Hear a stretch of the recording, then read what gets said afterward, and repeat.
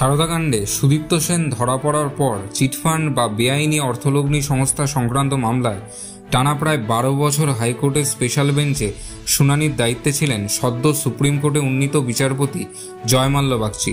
প্রথমে প্রধান বিচারপতির বেঞ্চে সেকেন্ড জাজ হিসেবে, পরে তিনি স্পেশাল ডিভিশন বেঞ্চের প্রধান হিসেবে এত বছর চিটফান্ড মামলার শুনানি করেছেন। এবার সেই মামলাগুলি নিয়ে কিছুটা সংশয় তৈরি হলো, কারণ স্পেশাল বেঞ্চের দায়িত্ব দেওয়া হয়েছিল বিচারপতি দেবাংশু বসাকের ডিভিশন বেঞ্চে, কিন্তু বৃহস্পতিবার বিচারপতি বসাক ব্যক্তিগত কারণে চিটফান্ডের সব মামলা থেকে নিজেকে সরিয়ে নিলেন।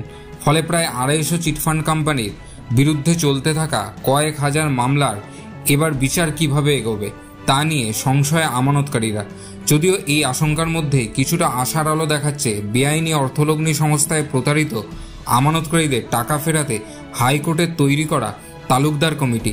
আগে অবসরপ্রাপ্ত বিচারপতি শৈলেন তালুকদার এবং বর্তমানে অবসরপ্রাপ্ত বিচারপতি সুব্রত তালুকদারের নেতৃত্বে পরিচালিত কমিটির দায়িত্বে প্রায় 55টি চিটফান্ডের বাজেয়াপ্ত করা কয়েকশো কোটি টাকার সম্পত্তি নিলামের উদ্যোগ শুরু হয়েছে।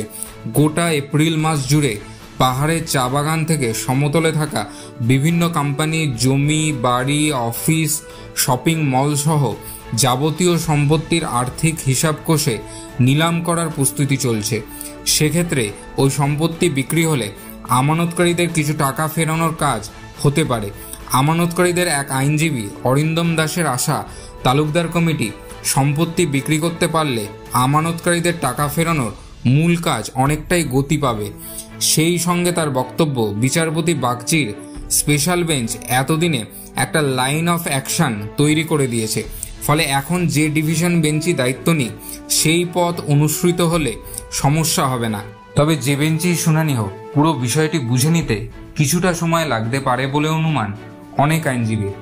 অন্যদিকে দিলীপ শেঠ কমিটির মাধ্যমে রোজ ভ্যালির পেমেন্ট কিন্তু জারি আছে। এখনও অবধি 22 কোটি টাকার ওপরে পেমেন্ট হয়ে গেছে।